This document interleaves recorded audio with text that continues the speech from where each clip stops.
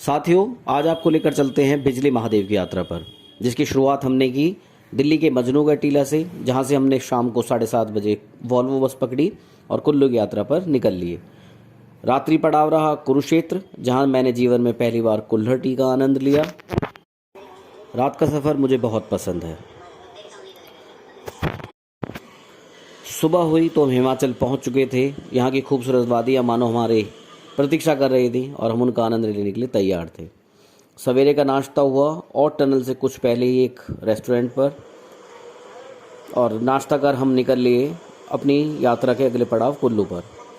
और टनल को पार करना भी एक यादगार अनुभव रहा कि इस सुरंग में से निकलना, यद्यपि अगर हम इस सुरंग को देखते हैं तो ये उतनी व्यवस्थित नहीं जितनी अन्य हम और सुरंगों को देखते हैं, लेकिन फिर भी इसमें से गुजरना एक यादगार अनुभव रहा।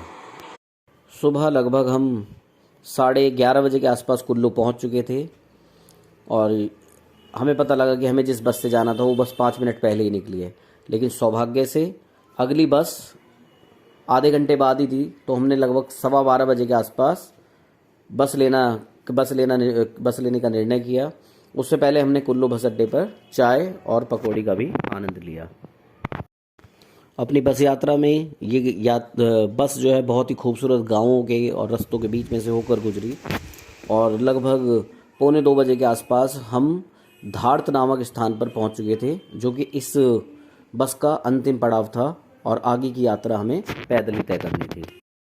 इसी गांव से हमने अपनी आवश्यकता का लगभग सभी सामान, जैसे कि पानी की बोतल, कुछ चिंगम्स, फ्रूटी आदि ली और अपनी यात्रा पर निकल लिए। आगे जाने पर मुझे पता लगा कि कुछ थोड़ी दूर पर आगे जाके कि ऊपर जाकर एक कराटे नामक गांव था। यदि आप अपनी पर्सनल गाड़ी से आ रहे हैं या बाइक से आ रहे हैं तो यहाँ तक आप अपनी बाइक या गाड़ी से आ सकते हैं। हर ट्रैक की तरह ये ट्रैक भी शुरुआती स्तर पर थोड़ा सा कठिन महसूस होता है, और यदि मैं अपने अनुभव से कहूँ तो मैं इसे ईजी टू मॉडरेट की कैटेगरी में रखना पसंद करूँगा। चलिए अब आपको बताते हैं इस ट्रैक से, इस पवित्र यात्रा से जुड़े कुछ महत्वपूर्ण तथ्य। हिमाचल प्रदेश के कुल्लू जिले में 2460 मीटर या 8000 फीट की ऊंचाई पर स्थित बिजली महादेव धाम कुल्लू शहर से लगभग 24 किलोमीटर दूर है। यहाँ आप अपने साधन से तो आ ही सकते हैं, साथ ही यहाँ पर आने के लिए पूरे दिन में कुछ बसेस की भी सुविधाएं उपलब्ध हैं। बस से यहाँ आने में लगभग 2 घंटे का सफ़र आपको तय करना होगा। गांव चंसारी तक आपको, चंसारी पंचायत है जो गांव है वो धारत है जहां आपको बस छोड़ेगी। उसके बाद का सफ़र जो है आपको पैदल ही तय करना होगा। इस ट्रैक को तय करने में आपको लगभग 1 से 1.5 घंटे का समय लग सकता है।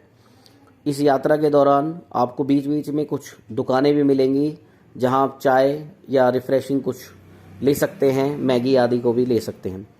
यदि आप इस ट्रैक को सर्दियों में करते हैं तो आपको ध्यान रखना होगा कि आपके पास गर्म कपड़े और अच्छे जूते अवश्य उपलब्ध हों। बाकी सामान्य दिनों में आप इसे सामान्य तरीके से भी कर सकते हैं, चाहे तो आप इसे चप्पलों में भी कर सकते हैं। इसका पौराणिक महत्व मैं आपको बताता हूँ। ऐसी मान्यता है कि इस मंदिर में, जो वर्तमान मंदिर है, इस मंदिर में कुलांत नाम का एक दैत्य रहता था और उसने जीवों को मारने के लिए व्यास नदी का पानी रोक दिया। उसके इस कृत्य से महादेव क्रोधित हुए और उन्होंने उस दैत्य का वध कर दिया। ऐसा कहा जाता है कि जो वर्तमान की कुल्लू पहाड़ियां हैं वो उसी दैत्य का शरीर है जो बाद में पहाड़ में परिवर्तित हो गया। और उसके वध के पश्चात भगवान शिव ने भगवान इंद्र से हर 12 वर्ष पश्चात यहाँ बिजली गिराने के लिए कहा।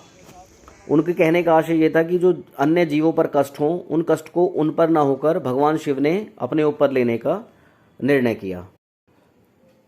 इस खूबसूरत मंदिर में आकर, इस पवित्र धाम में आकर आपको निश्चित तौर पर एक आध्यात्मिक, एक दैवीय शक्ति और शांति का अनुभव होगा। यहाँ की एक और महत्वपूर्ण विशेषता है कि यहाँ से आप कुल्लू और पार्वती घाटी की जो खूबसूरत वादियाँ हैं उनको जो आप निहार सकते हैं। संभवतः पूरे कुल्लू मनाली क्षेत्र में इतना अच्छा दृश्य आपको कहीं और से नहीं दिखाई देगा।